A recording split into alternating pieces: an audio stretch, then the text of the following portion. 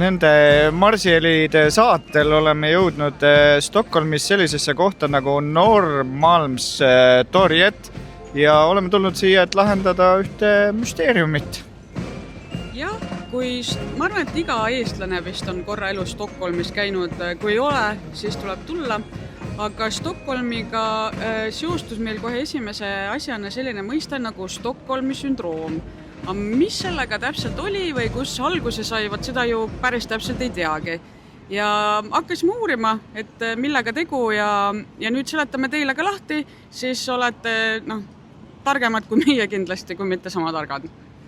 Ja võt selles majas meie selja taga 1973. aasta augustis rullus lahti pantvangi draama. Nimelt äsja vanglast vabanenud härra Olsen võttis pantvangi 4 pangatöötajat ja sulges nad siia varakambrisse. Tänases hotellis oli tollalt nimelt siis üks pank. Aga miks seda siis nagu just sündroomiks peeti? Mis seal siis juhtus? No seal juhtus ülikummalisi asju. Esiteks ma saan aru, et üks tüüp kah kriminaalse minevikuga saadeti siis seda läbirääkimisi pidama ja probleemi lahendama, aga tema läks ka selle härra Olseni poole üle ja üleüldse tundus, et need pantvangistatud inimesed olid ka rohkem nende röövlite poolel kui et korrakaitseorganite poolel ja hiljem hakati siis seda juhtumit või olukorda nimetama Stockholmi sündroomiks.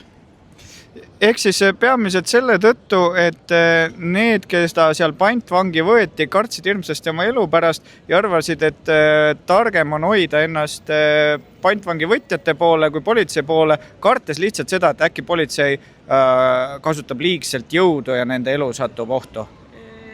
Ma sain aru, et see oli nagu hilisem tõlgendus asjadele.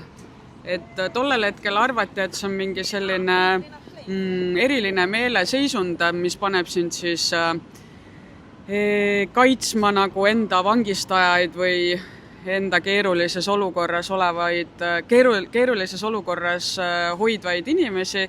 Et need tõlgendusi on tänapäeval ka päris mitmeid tegelikult, aga mis peaasi on see, et kui te nüüd tahate teada, siis et kus see kõik juhtus, seda näha, siis tulge siia, vaadake, hotell näeb välja selline.